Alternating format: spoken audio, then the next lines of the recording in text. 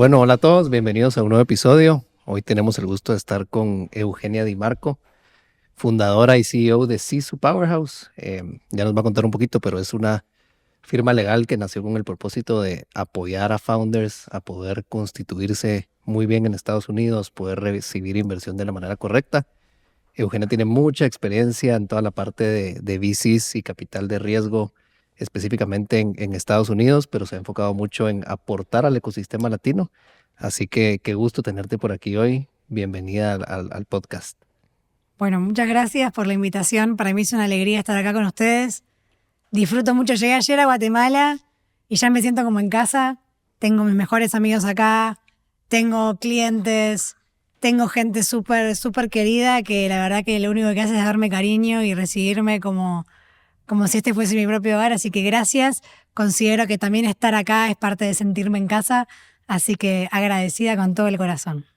Pues primero, bienvenida, ¿verdad? Qué bonito que puedas sentir que es tu casa y esperamos que así se sienta. También agradecerte por hacernos el tiempo. Cuando uno visita otro país y quiere estar con amigos y todo, creo que se complica un poco la agenda y más cuando uno trabaja en VC probablemente. Entonces, antes de entrar a la Eugenia que el mundo conoce hoy, nos gustaría empezar porque nos contaras quién es Eugenia y cuál ha sido ese camino a decidir estudiar Derecho, decidir apoyar al ecosistema emprendedor, emprender. Hay seguro muchas historias detrás de eso, muy interesantes para toda la audiencia. Bueno, Eugenia es argentina, con todo el amor del mundo, el país que extraño mucho. Ya voy a volver con muchas más herramientas para poder sumar valor, por eso me fui. Nací en una ciudad que se llama La Plata. Somos una familia de 4, más la jefa de la familia, que es mi abuela de 98 años. Bueno, cumple el 27 de diciembre, 98 años. Siempre he dicho que yo viajé por todo el mundo, viví en varios lados, pero el bastión más importante que tengo es mi familia. Hoy estoy en pareja con Alejandro, que es un puertorriqueño. Así que también ahí embebiéndome de nuevas culturas, una cultura caribeña hermosa y muy divertida. Nací en una familia política. Tanto mi abuelo como mi padre fueron candidatos a intendentes. Yo también participé mucho en política. Y porque siempre quise generar impacto, hacer un cambio en la sociedad, buscar que básicamente todos nosotros podamos tener las herramientas para poder usarlas y llegar a una vida mucho mejor, ¿no? Y eso también fue lo que me llevó a estudiar abogacía. Yo estudio abogacía, soy de una ciudad muy chiquitita que se llama La Plata. Bueno, no es tan chiquitita. Y estudié en la ciudad de Buenos Aires. Justamente por esto, pues sentía que el derecho me iba a abrir una rama de herramientas y de visiones súper grande. Y bueno, y ahí estudié y me recibí en Argentina y luego me especialicé afuera en Estados Unidos en una universidad que se llama Berkeley. Ok, buenísimo. ¿Y qué te llevó a irte a Estados Unidos o qué te llevó a querer buscar esa especialización que buscabas tú? Si bien estabas muy involucrada, como decías, en el tema de la política, ¿cómo paraste migrando a algo totalmente diferente? ¿Cuál es esa historia? Bueno, me recibo de abogada y empiezo a trabajar en las grandes corporaciones. Trabajé en Accenture, trabajé en Globant, construyendo el equipo legal. En su momento éramos 3 personas trabajando en Globant para la parte de Supertech, así que también un mundo muy nuevo para mí, porque uno cuando se recibe de abogado sale de un cuadrado bastante a la vieja usanza, ¿no? Old school. Y no nos enseñaban de derecho y tecnología. Pero sentí que me quedaba corta, había algo que me hacía ruido y quería abrir mi espectro de posibilidades y me fui a trabajar afuera, a Italia. Estuve trabajando en un estudio jurídico y ahí es cuando empecé a trabajar con emprendedores, que para mí fue una locura porque el mundo corpo es un mundo súper estructurado, el proceso del procesito, cada uno hace una parte muy chiquitita dentro de un proceso gigante.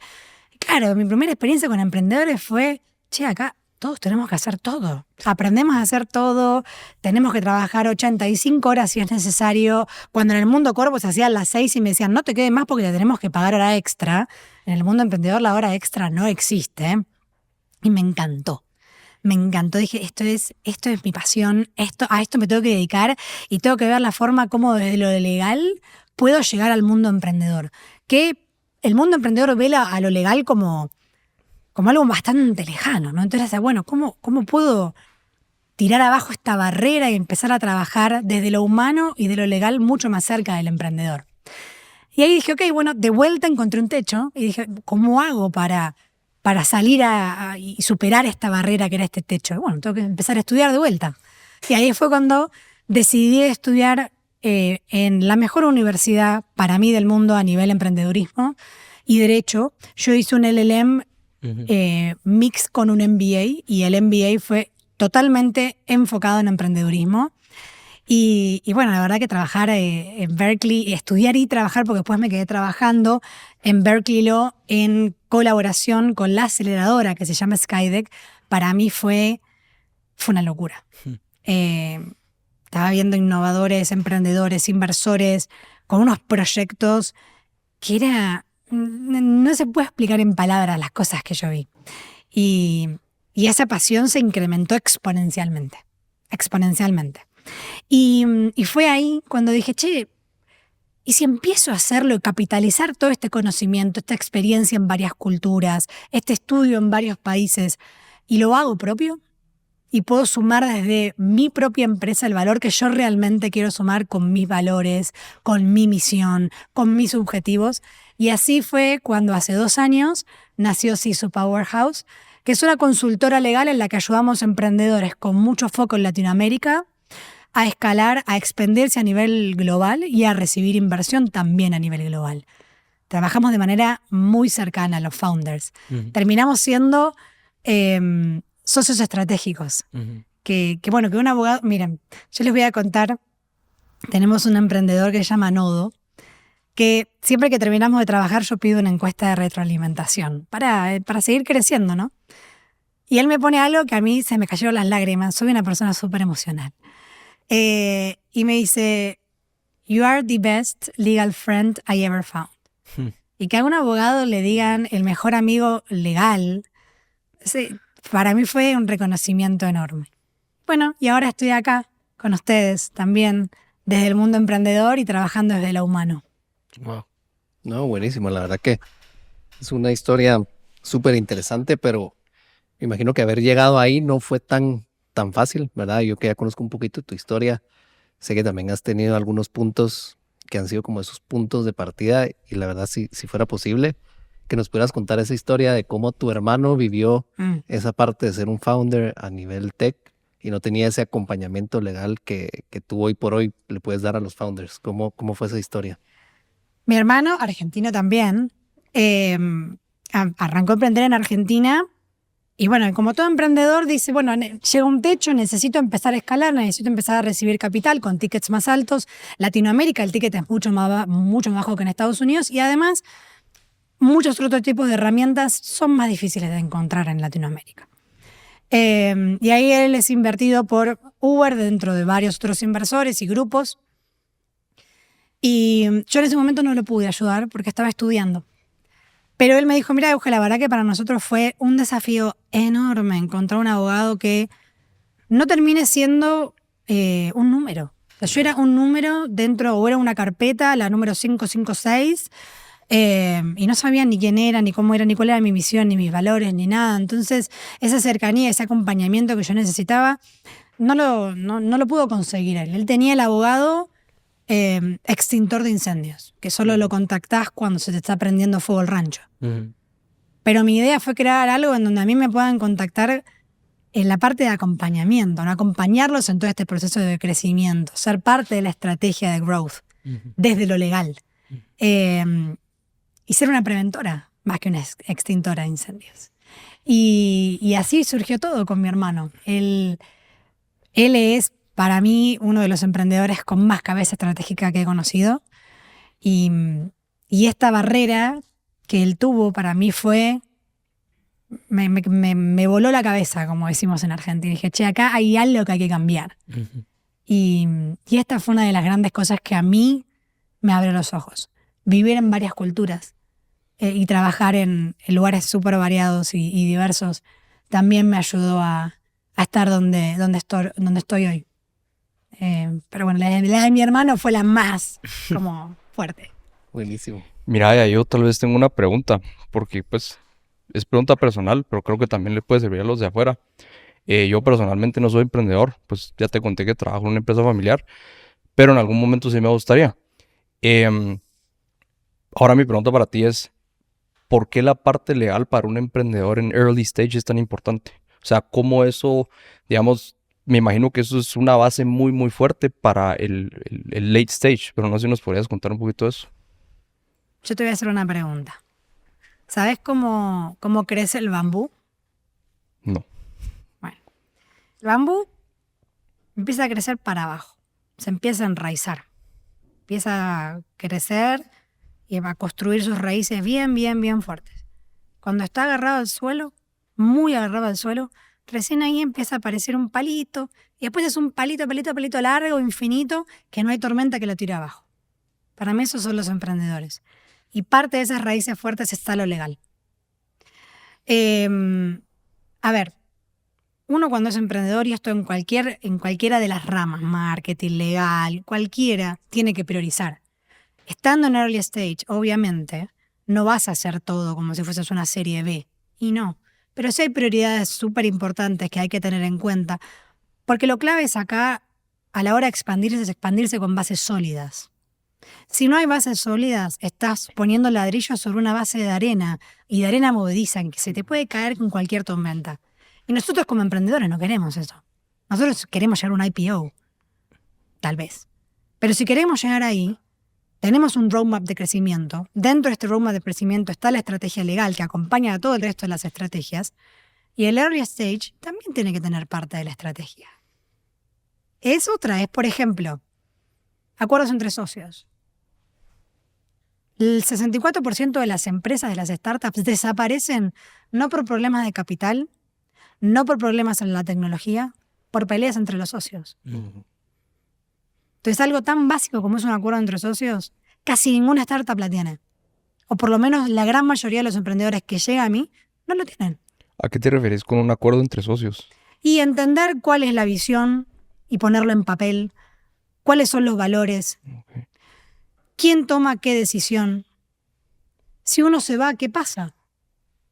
¿Sí? Todas esas cosas muy básicas que hacen a la vida operacional de la relación societaria se tiene que plasmar en papel. Porque en caso de duda, vamos al papel. Y no es porque yo te dije y porque vos me dijiste algo, porque esta decisión yo pensé que la tenía que tomar. Era el responsable y al final no. Si son dos, ¿quién desempata? Si hay un problema entre las dos partes. O una decisión en la que no se ponen de acuerdo. Y esto es súper early stage. Bueno, a ver, quiero recibir capital americano. Ok, ¿qué tendría que empezar a hacer desde el vamos para ir acomodándome para ser atractivo a un fondo americano? Y proteger tu IP, por ejemplo. Ahora la gran mayoría de las empresas o de las startups tienen tech como su esencia, está en el alma. AI ni hablar. ¿Sí? Bueno, ¿cómo empiezo a proteger esto? Porque el día de mañana, si lo protejo o lo protejo mal, básicamente el valor más grande de la empresa tech, que es el IP, se va. Entonces son estas cositas que, si somos early stage, es el momento. Porque después es tarde. Y ese tarde puede implicar mucho más tiempo y mucho más dinero. Muchas gracias. Creo que en la misma línea, como bien dijiste, viéndolo tal vez como una perspectiva de inversionista, es muy importante ver esa claridad y esa priorización en los emprendedores. Creo que el SHA, este Shareholders Agreement, es clave. Te preguntaría, en tu experiencia con el ecosistema actual, ¿qué otras cosas priorizarías? Porque es cierto que el 60 y pico de las operaciones fallan porque no hay un acuerdo entre los socios, pero también tenemos un impacto cuando la estructura misma, el cap table, no está clara y la parte de dilución de acciones y participación al momento de recibir inversión puede complicar esas discusiones si el negocio no está listo. Entonces, aprovechando toda la experiencia, me gustaría poder compartir con los emprendedores que nos escuchan y están buscando capital ese mensaje. Y lo saco de un podcast que hace poco escuché, en donde el emprendedor lo que decía es, nunca había estado tan feliz el día que me dijeron que me iban a dar 2 millones por mi empresa. Y nunca había estado tan triste como el día que me enteré cuánto perdí con esos 2 millones. Entonces, si nos pudieras contar un poquito de eso. Bueno, antes que eso te voy a hacer una aclaración. No estoy hablando del Shareholder Agreement. Ok. Lo podría llamar Founders Agreement, ¿sí? Pero son cosas diferentes, ¿sí? Esto es, yo a la estrategia legal la divido en 3 etapas. Pre-incorporation, incorporation y post-incorporation. El ya viene en la etapa mediana, que es la parte de incorporation, o la etapa del medio, de la hamburguesa del sándwich. Pero después tenemos dos panes, el pre-incorporation y ahí está el Founders Agreement. Okay. Esto es una de las cosas que tienen que tener en cuenta. Otra de las cosas, y especialmente cuando venimos de Latinoamérica, es el cap table. Veo mucho founder con cap table, con family offices, que les piden por $100,000 el 40% de la empresa. Y lo veo mucho, ¿eh? Entonces, esto es una red flag para cualquier fondo institucional, digo, por ahí americano o del mundo, de otros sectores del mundo en general. Ver en una etapa de early stage un inversor con el 40% de tu empresa y llama la atención, ¿sí? Entonces esas cosas hay que tenerlas presentes. Otra cosa que también he visto mucho, y con inversores de todo el mundo, no solo de Latinoamérica, ¿de dónde se bajan los SAFE? ¿De qué página? De YC. De YC. ¿Se puede modificar este SAFE? ¿Podría? ¿Se podría? Sea, difícilmente creo. Bueno, no es tan difícil modificarlo. El 7% con el cap creo que es una estructura. Bastante usual, pero ¿cuántas páginas tiene? Y cuando nos dan un SAFE, ¿lo leemos todo? Estamos apurados, tenemos ahí los dólares, los verdes enfrente, súper dulces. Vamos a firmar esto ya. Así nos invierten y nos dan la plata. He visto muchos casos de angel investors, especialmente, que modifican los términos del SAFE. Y empiezan a aparecer unos términos mucho más agresivos, términos de control, términos de pedir permisos para la toma de decisiones. Empresas que han quebrado y empresas, startups de San Francisco que han recibido mucho dinero, que han quebrado porque justamente esta toma de decisiones se ve limitada y la capacidad de innovar se ve básicamente cancelada. Y si a un emprendedor le quitas la capacidad de innovar, le cortas las alas. Le cortas las alas, exactamente. Porque la empresa es él, pues. Exacto. O sea, sale de él todo. Él y su equipo. Entonces, si ellos no pueden innovar porque tienen que pedir permiso cada vez que quieren hacer alguna locura, estamos al horno. Justo ayer estaba escuchando un podcast que se los iba a pasar, se me olvidó pasárselos, te lo puedo pasar si querés, de este Naval Ravikant, no sé si lo ubicas. Buenísimo, ahí te lo va a pasar.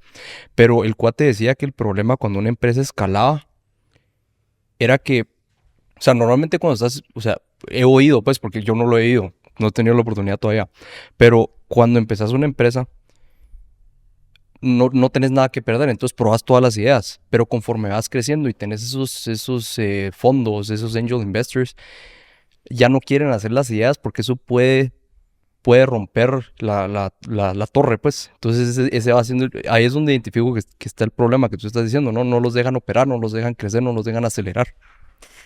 Bueno, estás tocando un punto súper importante y que creo que es algo que tenemos que tener presente siempre.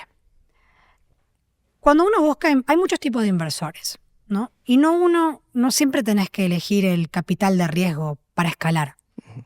El capital de riesgo te va a permitir, porque son sumas muy altas en líneas generales, escalar con mucha más rapidez y de manera mucho más salvaje. Pero esa cantidad de dinero también viene con términos y condiciones, ¿no?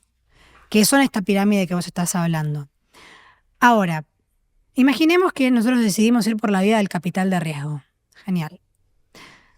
Ahora, tenemos que tener presente que lo importante acá no es solo ir por capital, sino ir por dinero inteligente o smart money, ¿sí?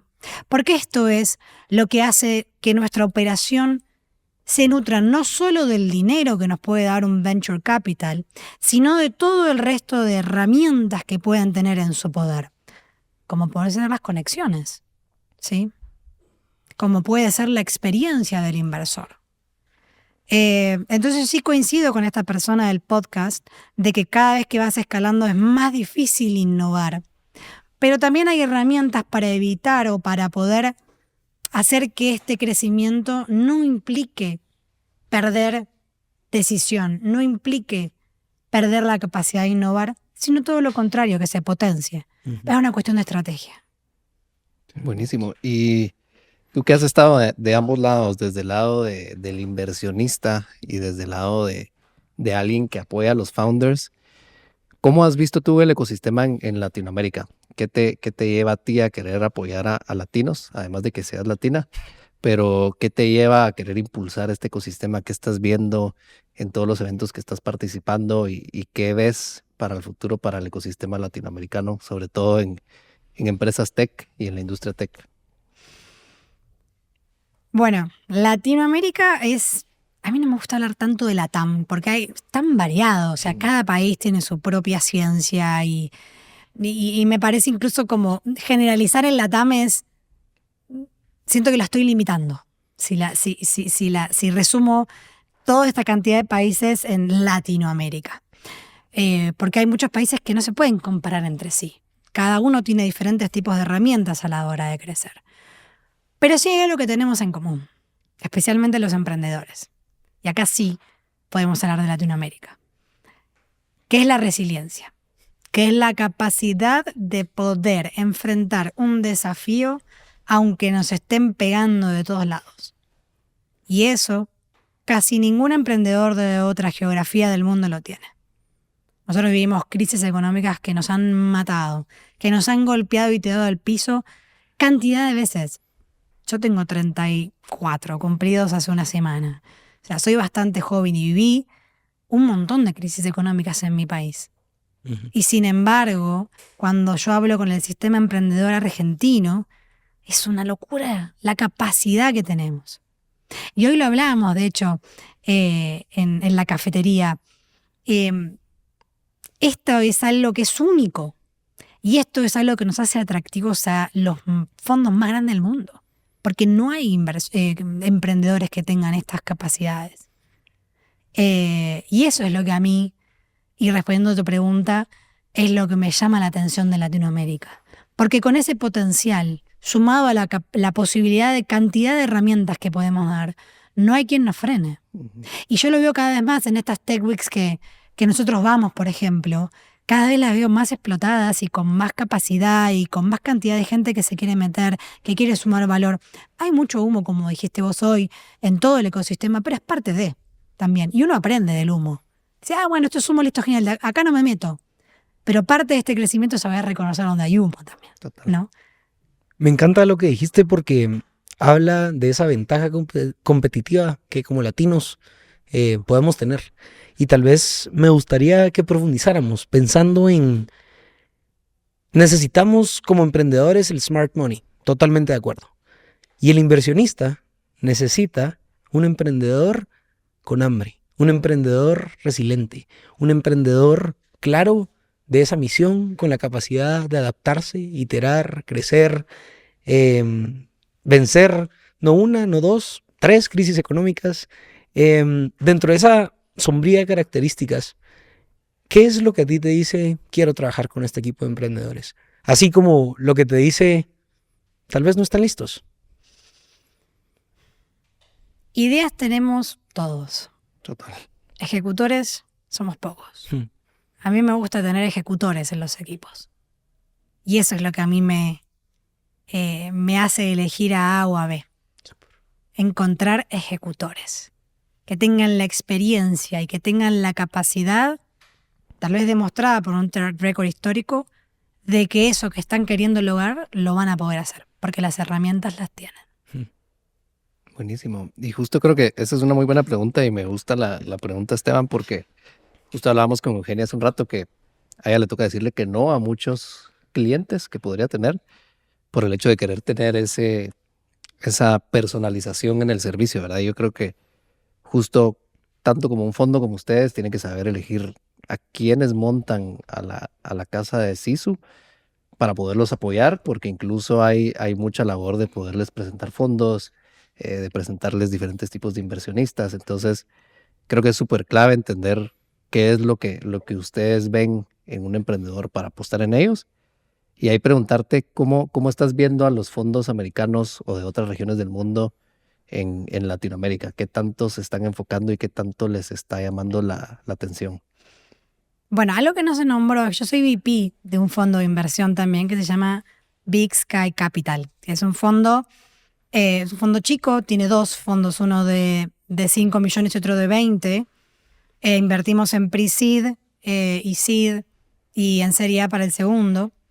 Y ellos tienen oficinas en 8 países alrededor del mundo. Ahora bien, lo interesante acá es que en realidad están en Estados Unidos y en Asia súper fuertes. Y acá aparece Eugenia Di Marco empezando a decir Latam. Empecemos a mirar a los emprendedores, como dicen a muchos americanos, down there, que yo odio cuando dicen así, pero bueno, es real. Y les está gustando, les está gustando.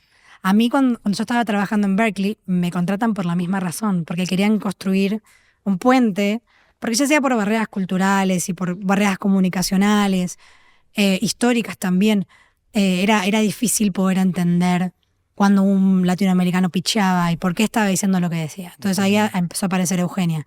Y ahora con Big Sky Capital es lo mismo. O sea, es empezar a convencerlos de que en nuestra región hay un potencial increíble. Y yo hablo de convencer, que en realidad esto fue hace 3 años. Hoy es increíble cómo están, o sea, las Tech Weeks. Eugenia, tenemos que ir. Tenemos que ir a las Tech Weeks. Vamos a Colombia, vamos a México. Y es otra cosa. Y esto es algo que va a crecer cada año mucho más. Es súper exponencial.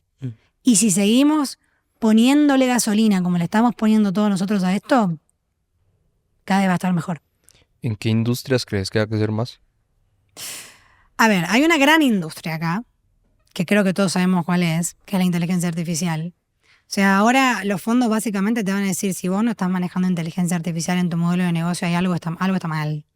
Entonces, yo creo que no me gusta dividir por industria, no me gusta, o sea, fintech, agrotech, edtech, no. Porque creo que todas, siempre y cuando sepan innovar, van a poder ser atractivas a los fondos, ¿sí? El tema es saber cómo mostrarse. ¿Cómo soy atractivo? ¿Cómo estoy de moda para estos fondos? ¿Cuál es la mejor pilcha o ropa que me puedo poner para que realmente pueda resaltar frente al resto? Y no depende de la vertical. ¿Sí? Pero hay algo que es lo que dije antes, sí es importante tener presente el tema de la AI, cómo se está embebiendo en el modelo de negocio, que no sea una fake AI que está ahí dando vueltas y en realidad no está potenciando el modelo, sino que tal vez lo está acompañando, que eso son dos cosas diferentes que hay que tener presentes. La idea es AI que potencie y no solo que acompañe, y esto los fondos los tienen muy presentes. Buenísimo. ¿Y ahí qué creerías tú que es la clave para fomentar localmente ese ecosistema, ¿verdad? Porque hablábamos incluso en la cafetería. Y ahí debato un poquito justo con Esteban, que él dice que el ecosistema de emprendedores está creciendo mucho en Guatemala.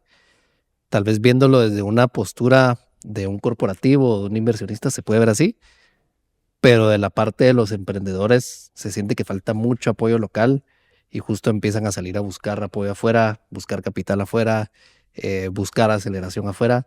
Para ti, ¿cuál sería la clave para lograr fomentar un ecosistema? ¿Qué partes se necesitan o qué entes se necesitan en el ecosistema para poderlo llevar a un nivel como, por ejemplo, México, Colombia, Brasil incluso? Miren, para mí hay algo súper importante que creo que esta es la base del crecimiento de la economía en general, que es la educación. La forma de potenciar el ecosistema es educando. Es haciendo lo que están haciendo exactamente ustedes. Dando herramientas, en este caso a través de un podcast, para que los emprendedores puedan escuchar y en base a esto puedan crecer. ¿Sí? También creo que es comunicación entre los key players. Ecosistema colaborativo. Si no hay colaboración entre los key players, estamos muertos. O sea, no hay forma de escalar. Porque sin esta colaboración no se puede potenciar todo esto que nosotros estamos haciendo. Desde gobierno, desde las universidades, desde el sector privado. O sea, somos varios key players que si no nos potenciamos, no vamos a poder crecer. Actuar como finca no sirve. Ujú. Cada uno en su finquita, no. Tiene que haber diálogo. Y un diálogo colaborativo. Esa es la mejor forma de poder potenciar el ecosistema. Pero si tengo que resumirla en una sola palabra, es educación. Ok. Buenísimo. Yo tengo varias preguntas. Digamos, me gusta la respuesta a no nos centramos en una industria siempre y cuando haya capacidad de innovar. Dentro de esa selección de startups, ideas, motores de innovación, por las etapas en las que el fondo está invirtiendo, tal vez mi pregunta iría ¿qué, o sea, a esos emprendimientos, a esos equipos de trabajo, ¿qué los hace los winners? ¿Qué factor, aparte de, digamos, un equipo con un track record o una idea comprobada? ¿Qué ven ustedes? Y de dónde viene mi pregunta, tal vez para ampliar un poquito más. Veo, no solo en Guatemala y en Latinoamérica, sino en el ecosistema de emprendimiento como tal, una inclinación a decir que valgo 20 millones. Porque como dueño de esta idea creo que vale 20 millones y eso es lo que estoy buscando al momento de recibir dinero. Sacrificando smart money, sacrificando contactos que en el largo plazo le van a sumar más a esa idea, van a potenciar más esa idea. Y me gustaría mucho entender tu idea, tu percepción o tratar de entenderla desde ese punto de vista, desde el punto de vista de estoy acompañando al emprendedor, pero también estoy en la silla en donde puedo decidir a quién invertirle. ¿Qué importa? Bueno, depende de la etapa de crecimiento, ¿no? En que esté la startup. No es lo mismo o no es lo mismo que vamos a pretender de una serie A que de una seed o de una pre-seed, ¿sí? En una pre-seed creo que lo más importante es el equipo, un equipo ejecutor. Y empezar a mostrar un par de señales atractivas al mercado en donde uno quiere operar, ¿sí? Ahora, si vos sos seed y ya tenés que demostrar esas dos, además la parte de, y ya me están comprando el producto, ¿sí? Yo ya, la gente le gusta y incluso el feedback es buenísimo, entonces estas son cosas que yo quiero ver. Ahora, en etapas ya más posteriores, y bueno, yo quiero ver ya capacidad, o sea, métricas reales de escalamiento, métricas reales de expansión. Pero digo, y volviendo a lo que preguntaste, o sea, va a depender mucho de la etapa en donde el emprendedor esté, lo que yo voy a querer ver. Claro. ¿Sí? ¿Y la evaluación, Eugenia? Bueno, a ver, en etapas tempranas es difícil Exacto. tener una evaluación exacta. Entonces yo creo que va a depender primero de que en la mesa o en el comité inversor haya gente con experiencia que sepa entender cuál es la evaluación más adecuada para esta startup. Y por eso yo también te hablaba de Smart Money. O sea, aparte de eso, cuando uno elige a un inversor, es entender quién tiene dentro de esa mesa que va a tomar la decisión a la hora de invertimos en esta o en esta a X o Y evaluación. Claro. ¿Sí? Pero la verdad que no me gusta hablar, se suelen inflar mucho las evaluaciones. Está bien, está mal, va a depender de cada modelo de negocio y de la estrategia que tengamos cada uno a la hora de escalar. A mí personalmente no me gustan mucho inflar las evaluaciones, pero pasa, ¿sí?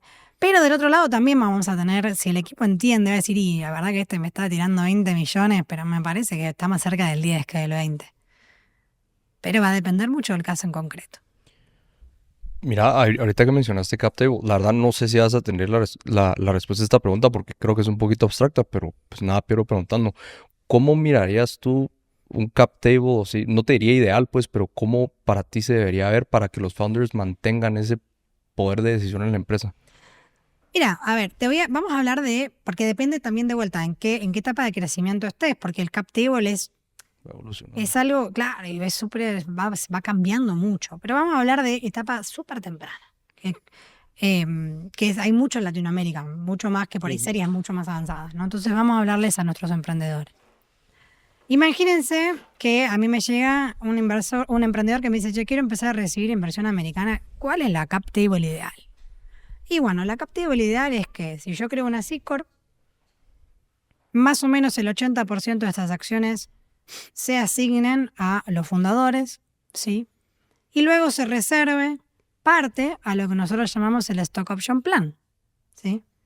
Y otro poquito para lo que son, puede ser el tesoro, que se reserve para los inversores.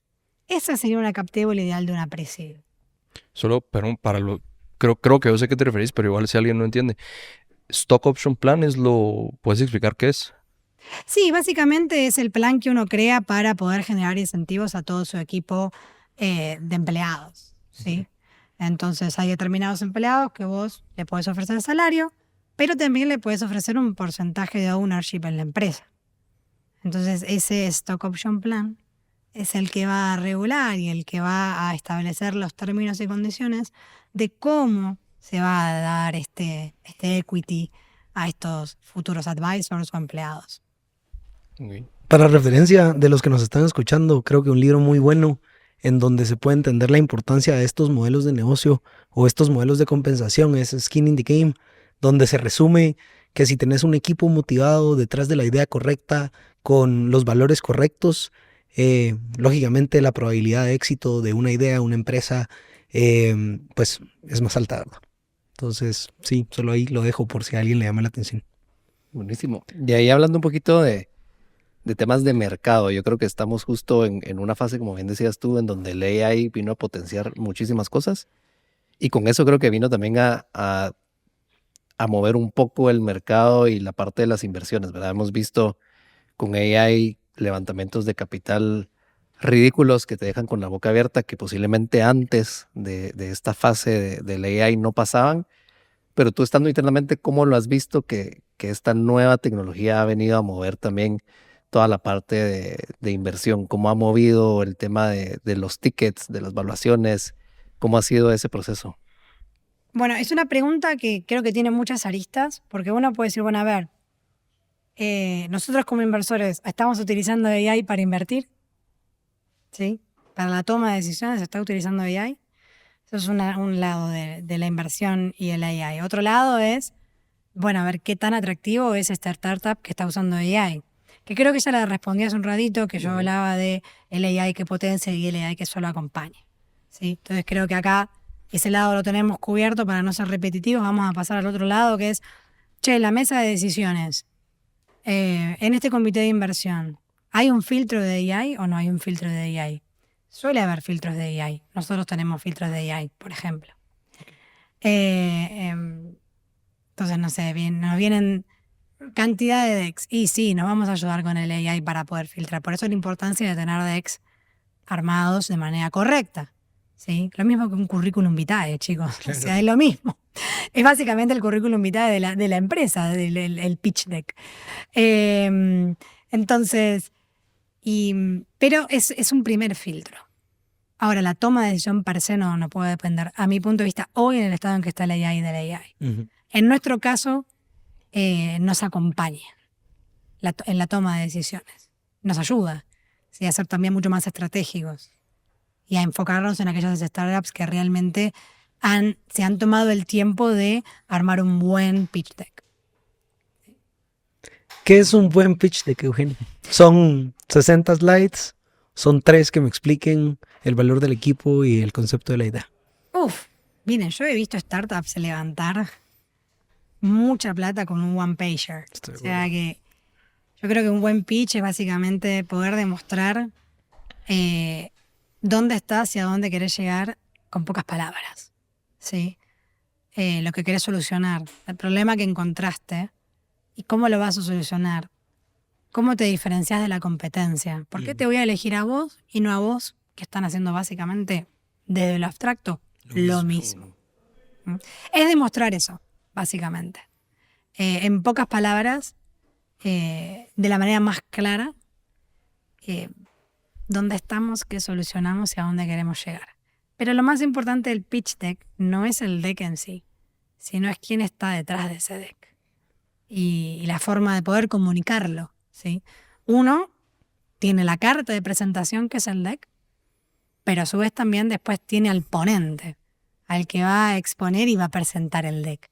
Y ahí es donde está el bread and butter de todo esto, en cómo se expone la idea. Claro.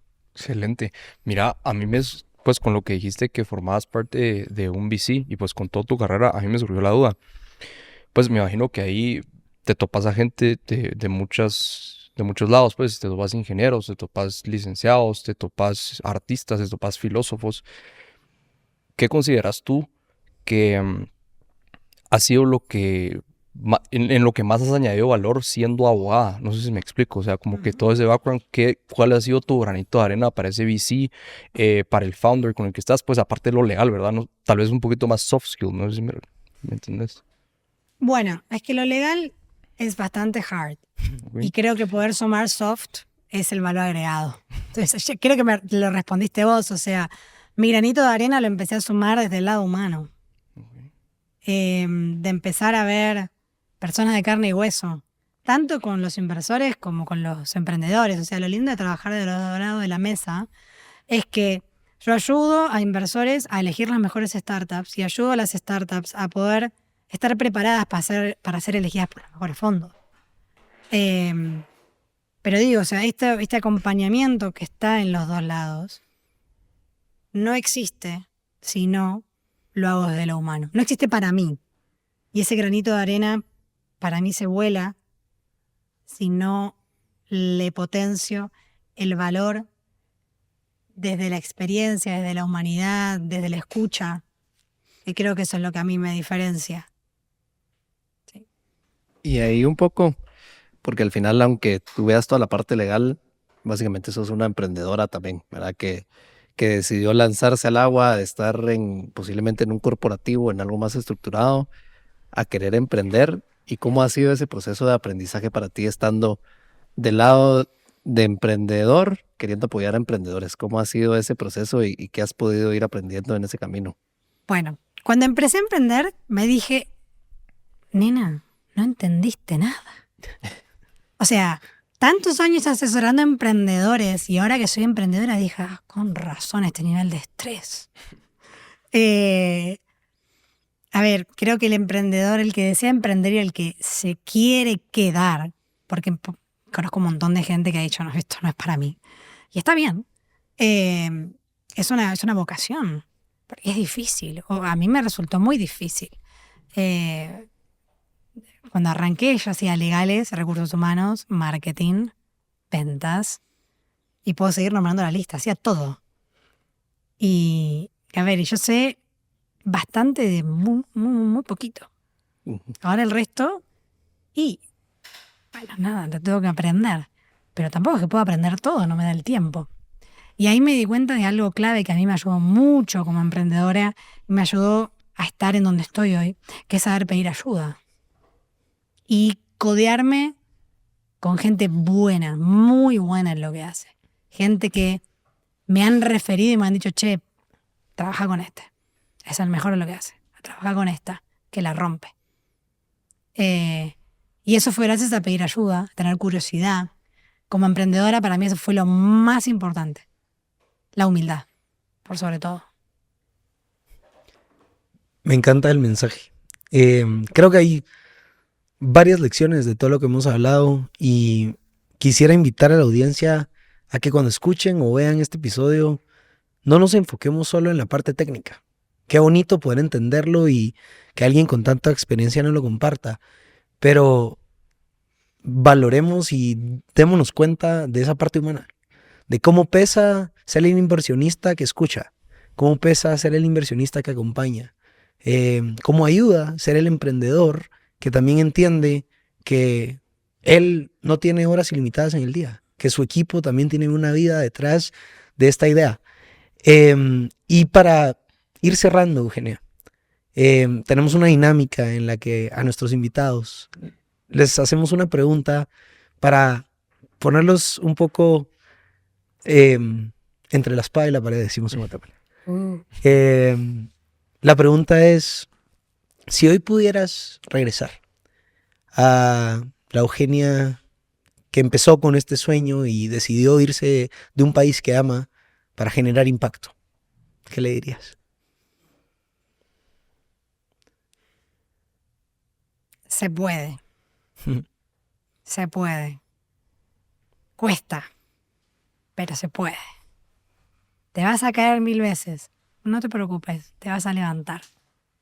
Porque tenés la comunidad, gracias a Dios, que si vos sola no te puedes levantar, te van a agarrar de los pelos y te van a tirar para adelante. Y voy a contar una pequeña anécdota muy rápida que me gustaría contarle a esta Eugenia chiquitita.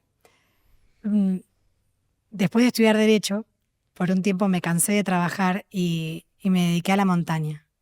Y estudié montañismo y estábamos escalando con mi equipo el Platita, que es una montaña en Mendoza que es parte de una cadena de montañas que se llama el Cordón del Plata. Tormenta de nieve, chicos, un frío. Yo soy chiquitita, ahora tengo tacos, pero soy bastante chiquita de altura. De tanta nieve se tapó la huella, donde teníamos que caminar para llegar a la cima.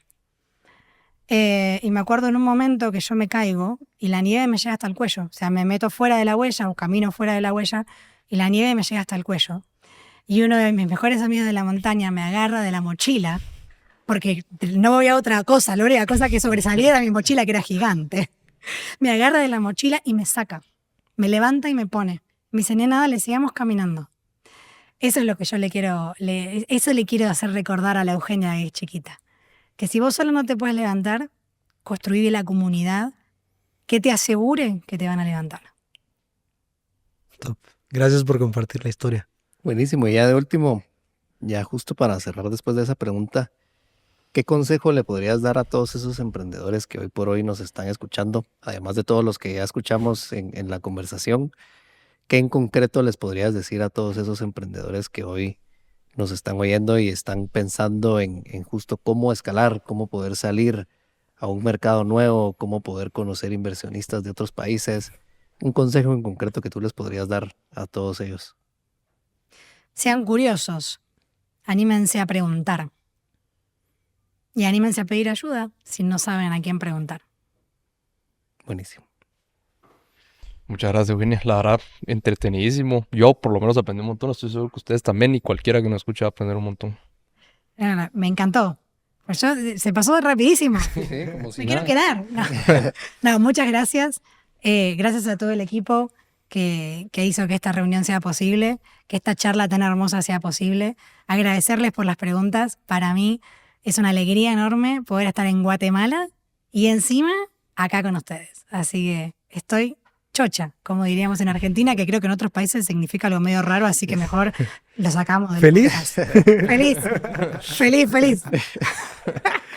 No, hombre, pero gracias a ti por aceptar la invitación. La verdad que qué placer poderte tener por aquí, que estés en Guatemala.